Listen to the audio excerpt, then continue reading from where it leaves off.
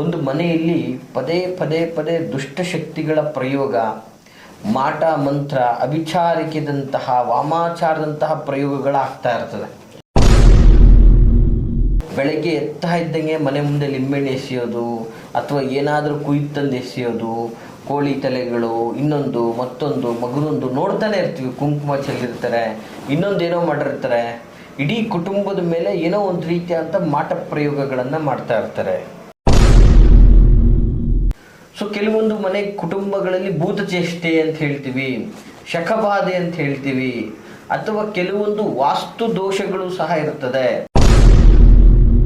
ಮಾಟ ಮಂತ್ರ ಪ್ರಯೋಗದ ಒಂದು ಎಫೆಕ್ಟಿಂದಾಗಿ ಈ ವಿಪರೀತ ಸಾಲ ಬಾಧೆಯನ್ನು ಅನುಭವಿಸ್ಕೊಂಡು ಶುಭ ಕಾರ್ಯಗಳನ್ನು ಮಾಡೋಕ್ಕಾಗದೆ, ಯಾವುದೇ ರೀತಿಯಾದಂಥ ಅಭಿವೃದ್ಧಿಯನ್ನು ಸಹ ಕಾಣೋಕ್ಕಾಗದೆ, ಅಥವಾ ನಿಮ್ಮ ಮನೆಯಲ್ಲಿ ಯಾವುದೇ ಥರದ ಒಂದು ಪ್ರೀತಿ ವಿಶ್ವಾಸ, ಒಂದು ಸಹಬಾಳ್ವೆಯನ್ನು ನಡೆಸೋಕ್ಕಾಗದೆ, ಗಂಡ ಹೆಂಡತಿಯರಲ್ಲಿ ಕಿರಿಕಿರಿಗಳನ್ನು ಅನುಭವಿಸ್ಕೊಳ್ತಾ, ಅಂದರೆ ಆ ಮನೆಗೆ ಹೋಗಿದ್ದು ಮನೆಯಲ್ಲಿ ನೆಮ್ಮದಿನೇ ಇಲ್ಲ. ದಯಮಾಡಿ ಈ ಒಂದು ಬೇರುಗಳನ್ನು ಸಮರ್ಪಕವಾಗಿ ಬಳಸುತ್ತೆ ಆದರೆ ಖಂಡಿತವಾಗಿ ಎಲ್ಲ ಸಮಸ್ಯೆಗಳಿಂದನೂ ನೀವು ಹೊರ ಬಂದುಬಿಡ್ತೀರಾ. ಈ ಎಲ್ಲ ಸಮಸ್ಯೆಗಳು ನಿಮಗೆ ತುಂಬ ಅದ್ಭುತವಾಗಿ ಪರಿಹಾರ ಆಗ್ತದೆ. ನಮಸ್ತೆ ವೀಕ್ಷಕರೇ, ನಾನು ನಿಮ್ಮ ಮೈಸೂರಿನ ಶ್ರೀನಿವಾಸನ್. ವೀಕ್ಷಕರೇ, ಸಾಮಾನ್ಯವಾಗಿ ಇವತ್ತೊಂದು ದಿನ ನಮ್ಮ ಸುತ್ತಮುತ್ತಲು ಸಿಗುವಂತಹ ಕೆಲವು ವಿಭಿನ್ನವಾದಂತಹ, ಬಹಳ ದಿನನಿತ್ಯ ನೋಡುವಂತಹ ಕೆಲವು ಬೇರಿಂದಾಗಿ, ಆ ಬೇರುಗಳನ್ನು ಸಮರ್ಥಕವಾಗಿ ನಾವು ಉಪಯೋಗಿಸ್ಕೊಳ್ಳುವ ರೀತಿಯಿಂದಾಗಿ ಇವತ್ತು ನಮ್ಮ ಮನೆಯಲ್ಲಿ ಆಗ್ತಾ ಇರ್ತಕ್ಕಂತಹ ಕಷ್ಟಗಳನ್ನು ನಾವು ದೂರ ಮಾಡ್ಕೋಬೋದು. ನೋಡಿ, ಎಂತಹ ಅದ್ಭುತವಾದ ಮಾಹಿತಿ ವೀಕ್ಷಕರೇ. ಇದು ಸಾಮಾನ್ಯವಾಗಿ ಎಲ್ಲರೂ ತಿಳ್ಕೊಳ್ಳುವಂತಹ ಮಾಹಿತಿ. ದಯವಿಟ್ಟು ವಿಡಿಯೋವನ್ನು ಸ್ಕಿಪ್ ಮಾಡದೆ ಸಂಪೂರ್ಣವಾಗಿ ನೋಡಿ ಅಂತ ಹೇಳಲಿಕ್ಕೆ ಇಷ್ಟಪಡ್ತೇನೆ. ಏನಪ್ಪ ಆ ಒಂದು ಬೇರುಗಳಲ್ಲಿ ಅಂತಹ ಶಕ್ತಿ ಇದೆಯಾ ಅಂತಕ್ಕಂಥದ್ದನ್ನು ಹೇಳ್ಬೋದು. ಖಡಾಖಂಡಿತವಾಗಿ ಇರತಕ್ಕಂಥದ್ದು ಇದು ಸತ್ಯ, ಹೌದು. ವೈಜ್ಞಾನಿಕವಾಗಿಯೂ ಸತ್ಯ, ಹೌದು. ನೋಡಿ ವೀಕ್ಷಕರು, ಇವತ್ತೊಂದು ದಿನ ಒಂದು ಕುಟುಂಬದಲ್ಲಿ, ಒಂದು ಮನೆಯಲ್ಲಿ ಪದೇ ಪದೇ ಪದೇ ದುಷ್ಟಶಕ್ತಿಗಳ ಪ್ರಯೋಗ, ಮಾಟ ಮಂತ್ರ, ಅಭಿಚಾರಿಕೆದಂತಹ ವಾಮಾಚಾರದಂತಹ ಪ್ರಯೋಗಗಳಾಗ್ತಾ ಇರ್ತದೆ ಕುಟುಂಬದ ಮೇಲೆ. ಬೆಳಗ್ಗೆ ಎತ್ತಾ ಇದ್ದಂಗೆ ಮನೆ ಮುಂದೆ ಲಿಂಬೆಹಣ್ಣು ಎಸೆಯೋದು, ಅಥವಾ ಏನಾದರೂ ಕುಯ್ದು ತಂದು ಎಸೆಯೋದು, ಕೋಳಿ ತಲೆಗಳು, ಇನ್ನೊಂದು ಮತ್ತೊಂದು ಮಗದೊಂದು ನೋಡ್ತಾನೆ ಇರ್ತೀವಿ. ಕುಂಕುಮ ಚೆಲ್ಲಿರ್ತಾರೆ, ಇನ್ನೊಂದೇನೋ ಮಾಡಿರ್ತಾರೆ. ಇಡೀ ಕುಟುಂಬದ ಮೇಲೆ ಏನೋ ಒಂದು ರೀತಿಯಾದಂಥ ಮಾಟ ಪ್ರಯೋಗಗಳನ್ನು ಮಾಡ್ತಾ ಇರ್ತಾರೆ. ಜೊತೆಗೆ ವಿಶೇಷವಾಗಿ ಮನೆಯಲ್ಲಿ ಯಾರಿಗೋ ಒಬ್ಬರಿಗೆ ಪದೇ ಪದೇ ಅನಾರೋಗ್ಯಗಳಾಗ್ತಾ ಇರುತ್ತೆ. ಕುಟುಂಬದಲ್ಲಿ ನೆಮ್ಮದಿಯ ವಾತಾವರಣ ಇರಲ್ಲ, ಮನೆಯಲ್ಲಿ ಧನಧಾನ್ಯಗಳಿಗೆ ಬರ್ಕತ್ತಾಗ್ತಾ ಇರ್ತದೆ. ಸೊ ಹೀಗೆಲ್ಲ ಒಂದಲ್ಲ ಒಂದು ರೀತಿಯಾದಂಥ ಸಂಕಷ್ಟಗಳಾಗ್ತಾ ಇರ್ತದೆ. ಮತ್ತು ನಿಮ್ಮ ಮನೆಯಲ್ಲಿ ಸದಾ ಅನಾರೋಗ್ಯ, ಒಬ್ಬರು ತಪ್ಪರಿಗೆ ಒಬ್ಬರಿಗೆ ಅನಾರೋಗ್ಯಗಳಾಗ್ತಾ ಇರುತ್ತೆ. ಮತ್ತು ಒಬ್ಬೊಬ್ಬರು ಮನೆಯಲ್ಲಿರೋದಕ್ಕೆ ಭಯ ಪಡ್ತಾ ಇರ್ತಾರೆ ಮನೆಯಲ್ಲಿರ್ತಕ್ಕಂಥವ್ರು. ಅಂದರೆ ಏನೋ ಒಂದು ರೀತಿಯಾದಂತಹ ನೆಗೆಟಿವಿಟಿ, ಮನೆಯಲ್ಲಿ ದುಷ್ಟಶಕ್ತಿಗಳ ಹಾವಳಿ. ಒಂದು ವಸ್ತು ಇದ್ದಂಥ ಜಾಗದಲ್ಲಿ ಇನ್ನೊಂದು ವಸ್ತು ಇರೋದಿಲ್ಲ, ಅಂದರೆ ಇಟ್ಟಂಥ ವಸ್ತು ಮತ್ತೊಮ್ಮೆ ನೋಡುವ ನಷ್ಟಲ್ಲಿ ಇರೋದಿಲ್ಲ. ಸೊ ಕೆಲವೊಂದು ಮನೆ ಕುಟುಂಬಗಳಲ್ಲಿ ಭೂತಚೇಷ್ಟೆ ಅಂತ ಹೇಳ್ತೀವಿ, ಶಕಬಾಧೆ ಅಂತ ಹೇಳ್ತೀವಿ, ಅಥವಾ ಕೆಲವೊಂದು ವಾಸ್ತು ದೋಷಗಳು ಸಹ ಇರ್ತದೆ. ಸೊ ಈ ಎಲ್ಲ ಬಾಧೆಗಳಿಂದಾಗಿ ಕುಟುಂಬದ ವ್ಯವಸ್ಥೆ ಏನಾಗ್ತಾ ಇರ್ತಂದರೆ, ಉದ್ಯೋಗ ಸಿಗ್ತಾ ಇರೋದಿಲ್ಲ. ವಿಶೇಷವಾಗಿ ಎಷ್ಟೇ ಪ್ರಯತ್ನ ಪಟ್ಟರು ಉದ್ಯೋಗ ಸಿಗ್ತಾ ಇರಲ್ಲ, ದುಡ್ಡು ಕಾಸು ಉಳಿತಾಯನೇ ಆಗ್ತಾ ಇರಲ್ಲ ಮನೆಯಲ್ಲಿ. ಮತ್ತು ಗಂಡ ಹೆಂಡತಿ ಮಕ್ಕಳು ಎಲ್ಲರೂ ದುಡಿದ್ರೂ ಕೂಡ ಒಬ್ಬರನ್ನ ಕಂಡ್ರೆ ಒಬ್ರಿಗೆ ಆಗ್ತಾ ಇರಲ್ಲ. ಈ ರೀತಿಯಾಗಿ ಮನೆ ಅಂತಕ್ಕಂಥದ್ದು ಏನಾಗ್ತದೆ, ನೆಮ್ಮದಿಯ ಗೂಡಾಗೋದಿಲ್ಲ, ಒಂದು ಅಶಾಂತತೆಯ ಗೂಡಾಗ್ಬಿಟ್ಟಿರುತ್ತೆ. ಸದಾ ಕಿತ್ತಾಟ, ಸದಾ ಜಗಳ, ಒಬ್ರನ್ನೊಬ್ರು ಅರ್ಥನೇ ಮಾಡ್ಕೊಳ್ಳೋದಿಲ್ಲ. ಈ ಥರದ ಪರಿಸ್ಥಿತಿ ಕ್ರಿಯೇಟ್ ಆಗಿರ್ತದೆ ಕುಟುಂಬದಲ್ಲಿ. ಅಂದರೆ ಕಂಪ್ಲೀಟ್ ಮನೆ ಅಂತಕ್ಕಂಥದ್ದು ಪಾಸಿಟಿವ್ ಆಗಿಯೇ ಇರೋದಿಲ್ಲ. ಸೊ ಮತ್ತು ನಿಮ್ಮ ಮನೆಗೆ ನಾನಾ ವಿಧದ ಒಂದು ಅತಿಥಿಗಳು ಬರ್ಬೋದು, ಸಂಬಂಧಿಕರು ಬರ್ಬೋದು, ಸ್ನೇಹಿತರು ಬರ್ಬೋದು. ಯಾರು ಯಾವ ರೂಪದಲ್ಲಿ ಏನನ್ನು ಮಾಡಿರ್ತಾರೆ ಅನ್ನೋದನ್ನು ಹೇಳಕ್ಕೆ ಸಾಧ್ಯ ಇರಲ್ಲ. ನಿಮ್ಮ ಹತ್ರನೇ ಇರ್ತಾರೆ, ನಿಮ್ಮವರೇ ಆಗಿರ್ತಾರೆ, ಆತ್ಮೀಯರೇ ಆಗಿರ್ತಾರೆ, ನೀವು ಅವರು ಒಟ್ಟಿಗೆ ಊಟನೂ ಮಾಡಿರ್ತೀರ. ಸೊ ಇಂಥವ್ರುಗಳನ್ನೇ ನಿಮ್ಮ ಮೇಲೆ ನಾನಾ ವಿಧದ ದುಷ್ಟ ಪ್ರಯೋಗಗಳನ್ನು ಮಾಡಿಬಿಟ್ಟಿರ್ತಾರೆ. ಸೊ ಈ ಥರದ ಪ್ರಯೋಗ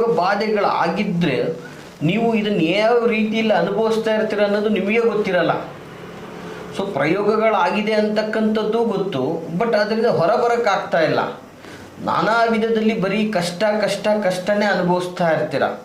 ಸೊ ಈ ಥರದ ಒಂದು ಶಕಬಾಧೆಗಳು, ಪೀಡೆ ಬಾಧೆಗಳು ಮತ್ತು ಮಾಟ ಮಂತ್ರ ಪ್ರಯೋಗದ ಒಂದು ಎಫೆಕ್ಟಿಂದಾಗಿ ಈ ವಿಪರೀತ ಸಾಲ ಬಾಧೆಯನ್ನು ಅನುಭವಿಸ್ಕೊಂಡು ಶುಭ ಕಾರ್ಯಗಳನ್ನು ಮಾಡೋಕ್ಕಾಗದೆ, ಯಾವುದೇ ರೀತಿಯಾದಂಥ ಅಭಿವೃದ್ಧಿಯನ್ನು ಸಹ ಕಾಣೋಕ್ಕಾಗದೆ, ಅಥವಾ ನಿಮ್ಮ ಮನೆಯಲ್ಲಿ ಯಾವುದೇ ಥರದ ಒಂದು ಪ್ರೀತಿ ವಿಶ್ವಾಸ, ಒಂದು ಸಹಬಾಳ್ವೆಯನ್ನು ನಡೆಸೋಕ್ಕಾಗದೆ, ಗಂಡ ಹೆಂಡತಿಯರಲ್ಲಿ ಕಿರಿಕಿರಿಗಳನ್ನು ಅನುಭವಿಸ್ಕೊಳ್ತಾ, ಅಂದರೆ ಆ ಮನೆಗೆ ಹೋಗಿದ್ದು ಮನೇಲಿ ನೆಮ್ಮದಿನೇ ಇಲ್ಲ.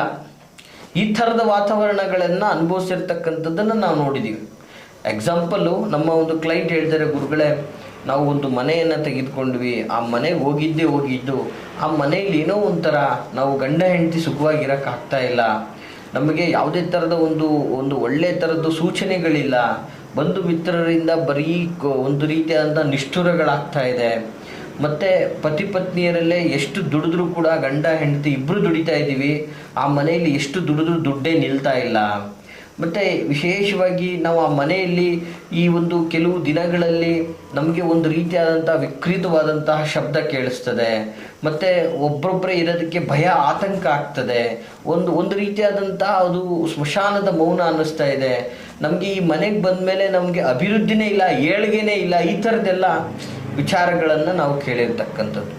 ಇಂತಹ ಸಂಕಷ್ಟದಲ್ಲಿರ್ತಕ್ಕಂಥವ್ರು ದಯಮಾಡಿ ಈ ಒಂದು ಬೇರುಗಳನ್ನು ಸಮರ್ಪಕವಾಗಿ ಬಳಸುತ್ತೆ ಆದರೆ ಖಂಡಿತವಾಗಿ ಎಲ್ಲ ಸಮಸ್ಯೆಗಳಿಂದನೂ ನೀವು ಹೊರಬಂದ್ಬಿಡ್ತೀರಾ. ಈ ಎಲ್ಲ ಸಮಸ್ಯೆಗಳು ನಿಮಗೆ ತುಂಬ ಅದ್ಭುತವಾಗಿ ಪರಿಹಾರ ಆಗ್ತದೆ. ಬಹಳ ವಿಶೇಷವಾಗಿ ಏನು ಹೇಳಕ್ಕೆ ಇಷ್ಟಪಡ್ತೀನಿ ಅಂದರೆ, ಈ ಒಂದು ಕಾರ್ಯತಂತ್ರಗಳು ನಿಮಗೆ ಬಹಳ ದೊಡ್ಡ ಮಟ್ಟದ ಯಶಸ್ಸನ್ನು ಕೊಡುವಂಥದ್ದಾಗಿರ್ತದೆ. ಏನಪ್ಪ ಆ ಒಂದು ಕಾರ್ಯತಂತ್ರಗಳು ಅಂತ ಹೇಳಿದ್ರೆ, ವಿಶೇಷವಾಗಿ ಈ ಒಂದು ಬಿಳಿ ಎಕ್ಕದ ಗಿಡ ನೋಡಿ, ಇದನ್ನು ಸಾಮಾನ್ಯವಾಗಿ ಎಲ್ಲ ಕಡೆ ನೋಡಿರ್ತೀರ. ನಾವು ನಿಮಗೆ ಹೇಳ್ತಾ ಇರೋದು ಬಿಳಿ ಎಕ್ಕದ ಗಿಡದ ಬೇರು ನೋಡಿ. ಈ ವಿಶೇಷವಾಗಿ ಇದರಲ್ಲಿ ಸಾಕ್ಷಾತ್ ಶ್ರೀ ವಿಘ್ನ ವಿನಾಶಕನಾದಂಥ ವಿನಾಯಕನ ಆಶೀರ್ವಾದ ಜೊತೆಗೆ ಪಾರ್ವತೀ ದೇವಿಯ ಆಶೀರ್ವಾದನೂ ಸಹ ಸದಾ ಇದಿರ್ತಕ್ಕಂಥದ್ದು. ಈ ಒಂದು ಬಿಳಿ ಎಕ್ಕದ ಗಿಡದ ಒಂದು ಸಣ್ಣ ಬೇರನ್ನು ವಿಶೇಷವಾಗಿ ಆ ಒಂದು ಎಕ್ಕದ ಗಿಡಕ್ಕೆ ಪೂಜಿಸಿ, ಅದಕ್ಕೆ ಅಪ್ಪಣೆಯನ್ನು ಪಡ್ಕೊಂಡು, ಅದಕ್ಕೆ ಹಾನಿ ಉಂಟು ಮಾಡದಂಗೆ ಆ ಬೇರನ್ನು ತೆಗೆದುಕೊಂಡು ಬಂದು, ಆ ಬೇರನ್ನು ನಿಮ್ಮ ಮನೆಯ ಮುಖ್ಯ ದ್ವಾರದ ಹೊರಭಾಗಕ್ಕೆ, ಅದು ಹೇಗೆ ನೋಡಿ ವೀಕ್ಷಕರೇ, ದಯಮಾಡಿ ಈ ಒಂದು ತಂತ್ರವನ್ನು ಸರಿಯಾಗಿ ನೋಟ್ ಮಾಡ್ಕೊಳ್ಳಿ. ಬಿಳಿ ಎಕ್ಕದ ಬೇರನ್ನು ಒಂದು ಕೆಂಪು ವಸ್ತ್ರದಲ್ಲಿ ಕಟ್ಟಿ ನಿಮ್ಮ ಮನೆಯ ಮುಖ್ಯ ದ್ವಾರದ ಹೊರಭಾಗದಕ್ಕೆ ಕಟ್ಟಬೇಕು. ಈ ರೀತಿ ಕಟ್ಟಿ ಇದರ ಅಡಿಯಲ್ಲಿ ನೀವು ಓಡಾಡುವುದರಿಂದ ಸಾಕ್ಷಾತ್ ವಿಘ್ನೇಶ್ವರನ ಆಶೀರ್ವಾದ, ಪಾರ್ವತೀ ದೇವಿಯ ಆಶೀರ್ವಾದನೂ ಕೂಡ ನಿಮಗೆ ಬರ್ತದೆ.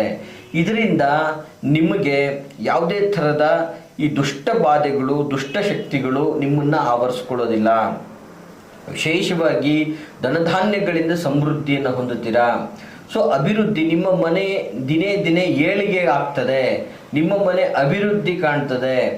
ಈ ರೀತಿಯಾದಂಥ ಒಂದು ತಂತ್ರವನ್ನು ಮಾಡ್ಬೋದು. ಅದರ ಜೊತೆಗೆ ವಿಶೇಷವಾಗಿ ಒಂದು ಏನು ಹೇಳ್ತೀವಿ, ಅದು ಅಮೃತ ಬಳ್ಳಿ ನೋಡಿ ವೀಕ್ಷಕರೇ, ಬಹಳ ವಿಶೇಷವಾದಂಥದ್ದು. ಇದರಲ್ಲಿ ಔಷಧೀಯ ಗುಣಗಳು ಸಹ ಇರ್ತಕ್ಕಂಥದ್ದು ಈ ಅಮೃತ ಬಳ್ಳಿಯಲ್ಲಿ. ಈ ಅಮೃತ ಬಳ್ಳಿಯ ಬೇರನ್ನು ಒಂದು ತಾಯಿತದಲ್ಲಿ, ಸಾಮಾನ್ಯವಾಗಿ ಗ್ರಂಥಿಗೆ ಅಂಗಡಿಗಳಲ್ಲಿ ಸಿಗ್ತದೆ, ಈ ಒಂದು ತಾಯಿತದಲ್ಲಿ ಈ ಒಂದು ಬೇರನ್ನು ನಿಮ್ಮ ಕೊರಳಿಗೆ ಅಥವಾ ರೆಟ್ಟೆಗೆ ಧಾರಣೆ ಮಾಡಿಕೊಳ್ಳೋದ್ರಿಂದ ಇದರಿಂದ ನಿಮ್ಮ ಮೇಲೆ ಯಾವುದೇ ಥರದ ಮಾಟ ಮಂತ್ರ ತಂತ್ರ ಪ್ರಯೋಗಗಳು ನಿಮ್ಮನ್ನು ಸುಳಿಯೋದಿಲ್ಲ. ನಿಮಗೆ ಮಾಟ ಮಾಡಬೇಕು ಅನ್ನುವಂತಹ, ನಿಮಗೆ ಕೆಟ್ಟದ್ದು ಮಾಡಬೇಕು ಅನ್ನುವಂತಹ ಶತ್ರುಗಳು ಕೂಡ ಇವತ್ತಿನ ದಿನ ನಿಮ್ಮ ಮುಂದೆ ಅವರ ಆಟ ಏನೂ ನಡೆಯಲ್ಲ.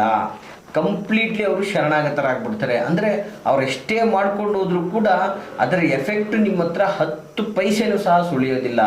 ಈ ಥರದ ಒಂದು ವ್ಯವಸ್ಥೆ ಆಗಿರ್ತದೆ. ವೀಕ್ಷಕರೇ, ಈ 2 ಬೇರುಗಳನ್ನು ಸಮರ್ಪಕವಾಗಿ ನೀವು ಯುಟಿಲೈಸ್ ಮಾಡ್ಕೊಳ್ಳಿ, ನೀವು ಸಮೃದ್ಧಿಯ ಜೀವನವನ್ನು ಮಾಡ್ತೀರಾ ಅಂತ ಹೇಳಕ್ಕೆ ಇಚ್ಛೆಪಡ್ತೀನಿ.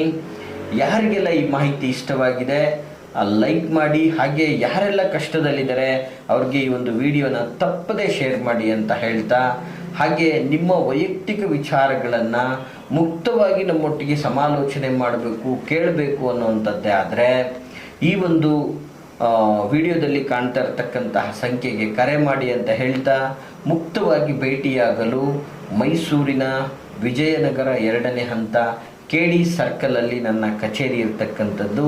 ತಾವು ಬಂದು ಸಹ ನಮ್ಮನ್ನು ಭೇಟಿಯಾಗ್ಬೋದು ಅಂತ ಹೇಳ್ತಾ, ಎಲ್ರಿಗೂ ಶುಭವಾಗಲಿ. ನಮಸ್ಕಾರ.